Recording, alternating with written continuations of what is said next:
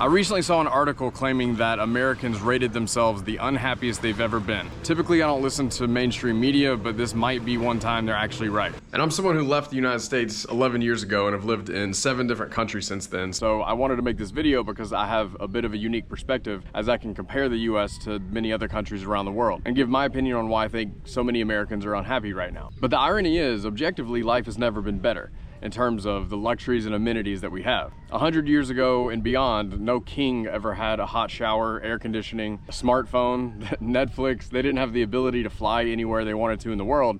So objectively, life is better than it's ever been, but subjectively, many of us are unhappier than we ever have been. So in this video, I'm actually gonna break it into 2 parts. The first half will be talking about why I think so many of us in general around the world are unhappy in the modern world. And then the second half will be specific to the US, why I personally think many Americans are unhappy. And then we'll talk about the country that is ranked #1 on the World Happiness Report for the last several years and why their citizens think they always rank so high on this list. I'm gonna go up here away from the wind actually, because that might be bothering you. But real quick before I do that, I just want to walk out here real quick because this is the perfect segue as to why I think so many people are unhappy in the modern world.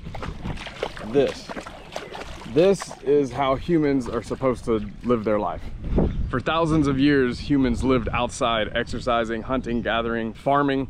That's how the human brain and body is wired. This is how we're supposed to wake up and start our day. Exercise, clean food, fresh air, nature. And then within the last 10, 20, 30 years, they stick us in traffic in front of computer screens, and suddenly we're depressed and unhappy and we wonder why. It's the most unnatural way humans can possibly live. And ironically, so many people will tell you that's the real world and this isn't. Ma'am Buntag. Do you want to say hello? Okay. Say hello. Hello. I'm Bigolite. Hello. I'm Nora. Okay, I'm living here in Bohol, in Panglao. Nice to meet you, Nora. All right, good to see you. Nice to meet you. Good to see you. Bye-bye. Bye-bye. Bye-bye. You too. Okay, so that's actually a good way to start the video. That's part of why I live here, by the way. If you don't follow the channel, friendliest people in the world here in the Philippines, amazing nature. This is what contributes to happiness. It's your environment, it's your people around you. It's contagious. Their energy is contagious if it's positive or negative. And in the US, we'll get to that energy later. But we gotta finish the first section. Okay, so as I was saying, our ancestors for thousands of years, they would get their happiness, their dopamine in their brain from hunting, gathering, from being outside. And at the end of the day, they could see their contribution to the community, to the tribe, to their family. You can actually see with your eyes the fruits of your labor, the work that you did that day. So you feel like you have a purpose. You feel like people need you. And in the modern age, our jobs are nothing like that, many of them. You don't see the fruits of your labor. You don't see the work that you do at the end of the day. You don't feel that fulfillment. And so we lose this lack of purpose if we don't see how we're needed. If you're unhappy and you're not getting exercise, you're not outside, you're not in nature, you're not around positive people, and you don't have a fulfilling job where you feel like you're needed and you're contributing to something, of course you're unhappy. It's really not rocket science. And what you're seeing right now is a big part of why I live here and why I left the US. But what I'm saying right now is not unique to the US. There are many countries around the world. We're all addicted to this thing. This is where we're getting our dopamine. This is where we're getting our happiness from, instead of hunting, gathering, exercising, being outside, and socializing. Not to mention, we're comparing ourselves to everyone in the world. When I grew up and I went to school, you only compare yourself to the people you see right in front of you. But now, with this device, we're able to compare ourselves with the most beautiful, wealthiest people in the world, and then we feel bad about ourselves because we don't look like them. There's a million factors that are contributing to it, but this applies to the entire world, not just the US. But the best part about that is you can fix this. Even if you live in a city and you've got a job you have to do, you can still do certain things to go outside, exercise in the morning, do grounding, which means take your shoes off and touch the ground. You can eat healthier. We're gonna talk about that in the US section. Essentially what we want, what we crave, is 9 out of 10 times is not what's good for us.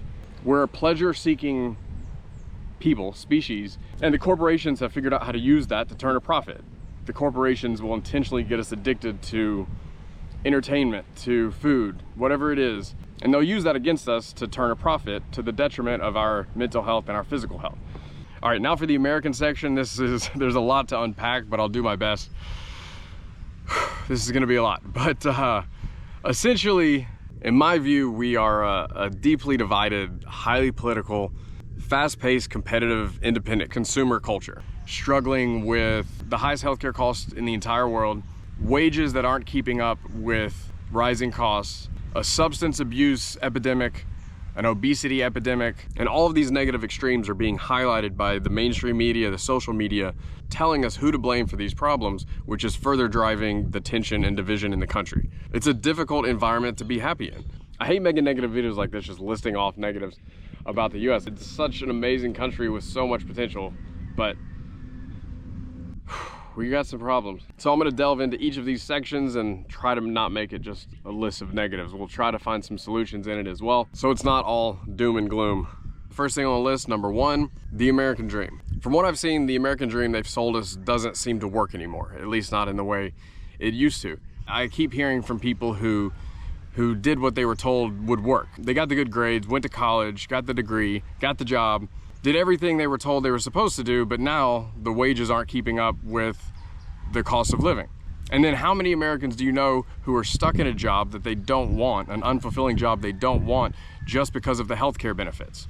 Because we have the highest healthcare costs in the world. And if they didn't have that job that they don't want, that has the good medical benefits, they would never be able to afford an emergency without health insurance, and they can't even afford the health insurance. Do your own research on this. I'm not an expert, I'm not claiming to be, but pretty sure I'm right on that. And on top of all of that, we're not a healthy country.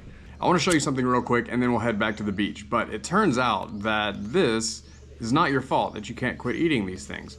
This is actually designed to keep you eating much more than you normally would. So this product, there's a few things that are actually flammable, but one of the reasons why this is so flammable is because it uses something called vanishing caloric density. So what that is, when you eat this, it dissolves quickly in your mouth, and it actually tricks your brain into thinking that you have not had as many calories as you have had, and it leaves you wanting more and eating more. That, coupled with all of these delicious artificial seasonings on the outside, make this a very addictive product. And this is not the only food product that we eat that uses this type of technology. But look at that. It's like a match. Now, all of that, coupled with the brilliant marketing that they use, a majority of the American diet is processed and ultra-processed food. If you're not familiar with those terms, corn is not processed. Canned corn is processed, and this is an example of ultra-processed. So a majority of the American diet is processed or ultra-processed food. How that's related to today's video, look at that. How that's related to today's video is the fact that all of this has led to the United States being one of the most obese countries in the world. The only countries more obese than us are the Pacific Island nations. There's about 10 of them maybe. Egypt, Qatar, but we're right behind that. If we feel horrible, if we have poor health, we're not gonna be as happy. And obviously a lot of that has to do with the food we eat, if we drink too much alcohol, whatever it is. Like this isn't preaching or fat shaming or whatever. I mentioned the obesity rates because there's a direct correlation between overall health. And in general, we're just not healthy.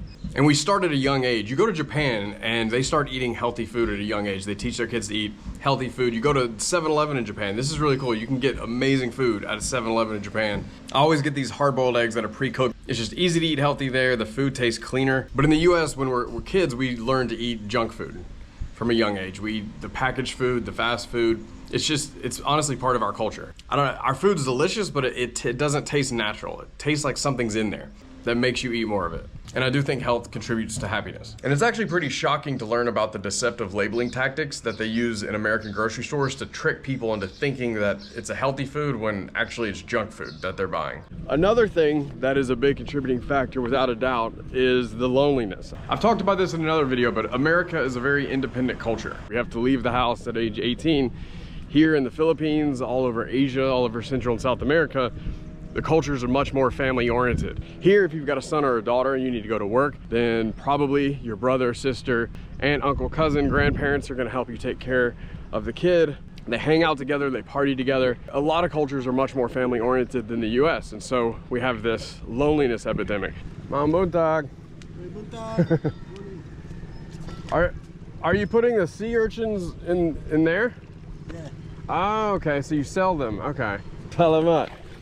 No, small, speak English, small. small, gamay. Gamay English. Okay, gamay Bisaya. Yeah, ako si Jonathan. Jonathan, I dudong. Nice to meet you. Nice to meet you. Ayo, amping. We had a language barrier, but I think we still figured out what we were trying to say. Listen, I'll be honest. I woke up this morning a little groggy, didn't sleep that well last night, wasn't in the best mood. I'll be completely honest. I came out here, now I'm in a great mood. I talked to some people, got a little sun. The reason why I'm telling you all these things in this video, it's not because I'm a doctor, obviously. It's because I've applied them to my own life. And this is something I've struggled with my whole life and tried to figure out. But these things work for me. And I think they'll work for anyone. There's just something healing about the sound of the ocean and the sun. Another thing that I believe to be fueling the unhappiness in the US and the division is the mainstream media. I don't know if you've noticed, but the US is an extremely political country. I go to a lot of other places and they're not arguing about politics in the same way that we are. And a lot of the issues, I understand why we're heated about them. They affect us, a lot of them. But mainstream media makes it feel like the world is on fire. And there's a lot to be angry about, but I'm willing to bet if they solved all of the issues they're talking about today that they're telling us to be angry about, if they solved all of those problems, I guarantee you tomorrow they would have a new list of problems telling you to be angry about those things. For me personally, I just have to shut it off. If you shut it off and just go into nature like this, the world feels a little bit less on fire. Things feel like they're gonna be all right. I'm not saying to be ignorant, uneducated, uninformed. I'm just saying I think a majority of what they're talking about is out of our control, and us sitting at home getting angry about it every day doesn't help the situation. I personally think we're better off if we spend that time improving ourselves, helping others, figuring out what kind of value we can provide to the world with the things that are within our control. That's my opinion. And for my own peace of mind, it feels better to turn it off. Back to isolation, because this is something that I obviously deal with. I'm a solo traveler. I've been doing this for 11 years and I'm almost always alone. My best travel experiences, regardless of what country it was, it always comes down to the people that I was with there. The food might have been mediocre, maybe there wasn't the best nature, but if I was around the best group of people, those trips, every single time I would take those over the solo trip to Italy or Switzerland. We need a solid community. We need to surround ourselves with positive people. You could be on your dream vacation to Italy, having the best food you've had in your entire life, but if you're alone, it might feel like something's missing. But personally, I'd rather be alone than surrounded by negative people. On a side note, I definitely think toxic relationships, toxic people, can be a big contributing factor to unhappiness as well. Flip. And bye-bye. Bye. Grazie. All right, so this video is not complete if I don't talk about the #1 country on the happiness list. Every year they make this list, and this country has been #1 for the last 8 years, I believe. And that country is Finland. And actually all of the Scandinavian countries always rank extremely high. So first I'll tell you what even goes into this study to determine the happiest countries in the world. GDP per capita, life expectancy, social support, generosity, and corruption. So it seems some of the reasons Finland always ranks so high is a well-functioning society, low levels of corruption, low levels of crime. And also I've had a couple Scandinavian roommates from Norway and Sweden. And we would always talk about these sorts of things. And I've met people from Denmark and Finland, and I always ask this cliche question: why do you rank so high in the happiness report? And my understanding, essentially from a lot of them, is that they don't have this pressure. They don't have to worry about, for an American, for instance, if you have a medical emergency and you don't have healthcare coverage, the #1 cause for Americans to go into debt is a medical emergency. And then all of the other pressures and stresses that I talked about in this video, the people that I've talked about in the Scandinavian countries say that these aren't things that they have to worry about. And so what they've also told me is they don't feel up here. It's not that they're up here for to bring up the average, it's that there aren't people down here to bring down the average. You don't have as many citizens that are struggling. I know there's gonna be an American in the comment section, so I'll go ahead and beat you to it. I know what works in Scandinavia wouldn't work in the US. They're completely different countries. There's a million different variables. I understand that. And from what I've heard, they've also put a lot of emphasis on building a better community of citizens.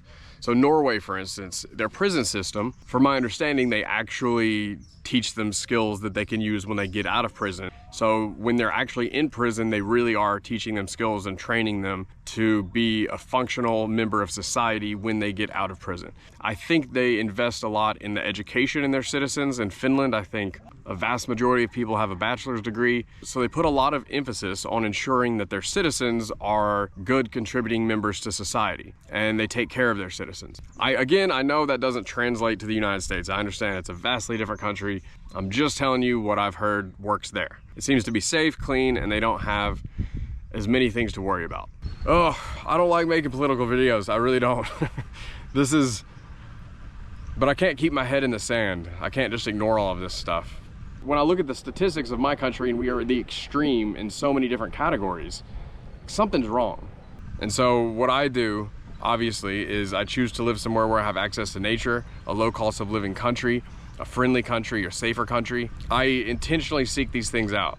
I'm not saying leaving the US is gonna solve all your problems, because it's not. But personally, I can have a better work-life balance, a better quality of life here. But it's not just specifically the Philippines. There's a lot of countries where you can have a better work-life balance. The US is run like a business. The food industry, the healthcare industry, the whole country, it's run like a business, and we are the profit. It's usually not in our best interest to consume whatever it is they're trying to sell us. The bottom line is, no one's coming to save you. If we want to make our lives better, we have to do it ourselves. Whew, okay. This is not, I went down a dark road, I'm sorry. If you do not feel fulfilled and happy and healthy, so much of that is within our control. If you're not exercising, if you're not in nature and you're not surrounding yourself with positive people and doing something every day that makes you feel like you have a purpose, something that you enjoy doing, that you're working towards. If you're not doing something, maybe it's a hobby, maybe it can't be your full-time job right now, then you don't stand a chance to be happy. And all of that's within our control. So I'm no expert at all. Don't listen to me. Everything that I said in this video could be wrong, but I have watched countless hours of podcasts from experts talking about all of these things. Keep all of that in mind. I'm not trying to persuade anyone of anything other than go against the grain. The way that the modern society and modern world is designed is not in the best interest of the human body and mind. We have to go against the herd and do what's right for you, not just what everyone else around us is doing, because usually it's giving in to pleasure. It's not what's best for us in the long run, for our mental and physical health. Here is a link to my second channel. If I do any more rants like this, I'll probably put them over there on that channel. Thank you for watching this one, and I'll see you in the next one.